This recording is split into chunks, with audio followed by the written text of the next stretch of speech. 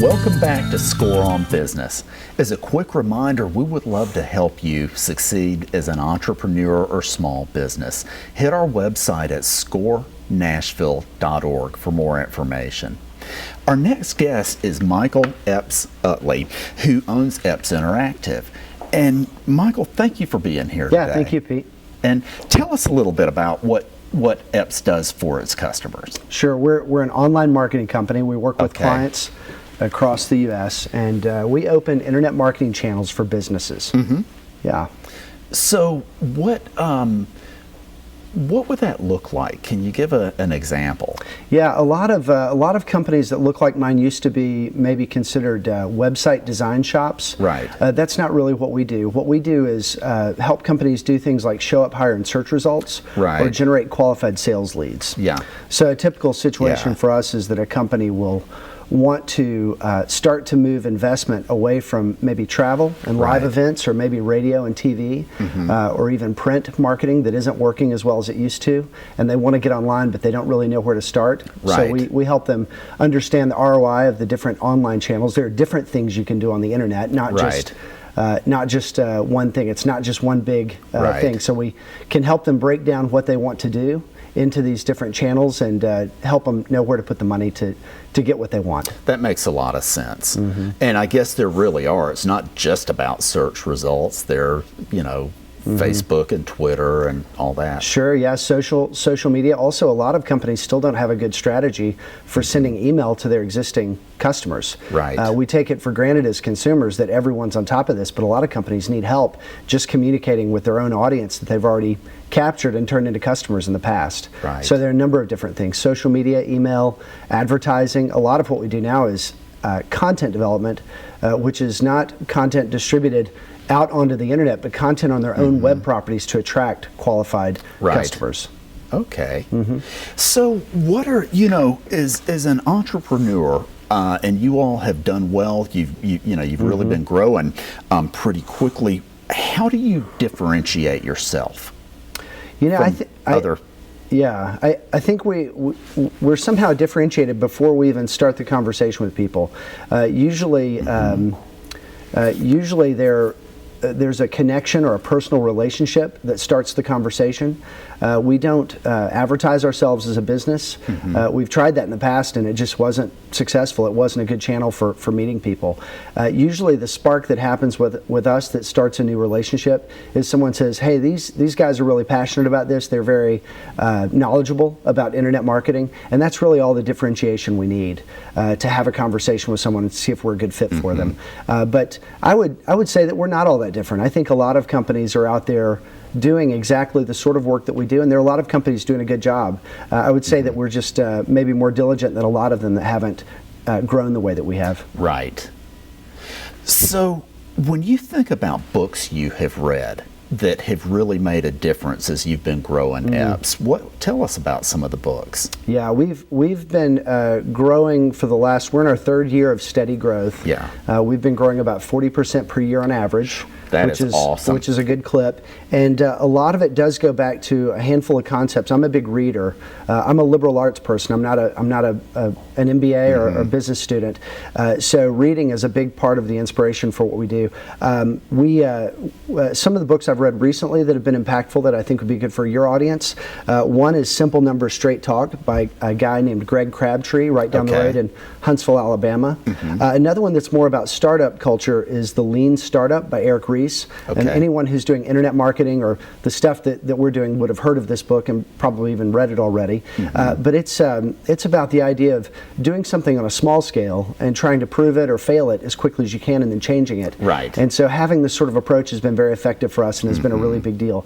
The book that sort of captured my attention and my imagination lately is sort of a strange one. It's a business/philosophy book, and it's called Unfragile or Anti-Fragile. I may have the name wrong, but it's by a guy named Nassim Taleb, and it's a book about how nature, as people, we sort of fight the last war, but nature fights the next war. Right. And so it's a set of observations about how the world works that's very eye-opening, and for a small business, it's a very captivating idea to think about being anti-fragile. It's not the same as being robust, but those are some books that have had a big impact on us. Good. Good. Well, we'll go ahead and break for a moment now. Just a quick reminder, at SCORE, we'd love to help your business succeed. SCORENashville.org. We'll be back in just a moment.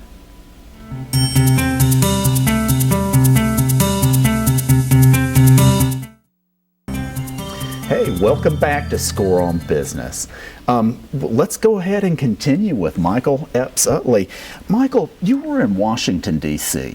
and started Epps Interactive there, yet you chose to come to Nashville. Why'd you do that? Yeah, we were living out in a suburb of D.C. called Frederick, Maryland. It was a great place to live, but home was always Tennessee and wanted to get back here. But also, we started the company here because the cost of living for people who do the work that we do in Tennessee is so much different than the state of Maryland. Right. The tax burdens on business owners in Tennessee are much different than being anywhere in the Northeast, really. And so Tennessee is a much better place to build a company. My wife and I also are raising a family in East Nashville. We have 4 boys, and we've had a house there since 2005. And so moving back to our home was a good thing, but we also want to be a part of that growing and exciting neighborhood. And so having a lot of the people that we hire and a lot of the people who do the work that we do come from East Nashville has been an exciting part of our story.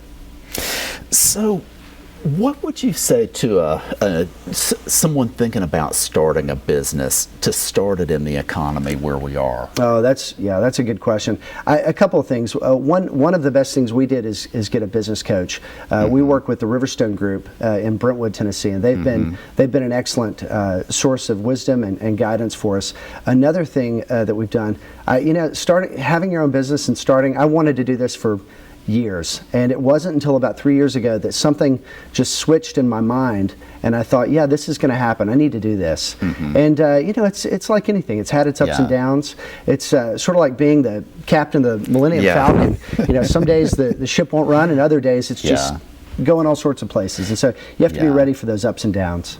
And I noticed you just said something that our first guest, Tim Leeper, did, which is pay somebody to help you. You don't have to know everything. Oh, that's right. I was waiting in the wings while Tim was speaking, and I like what he said. Sometimes you can buy a map, and it's a good idea to do that when it's the right decision for the particular need.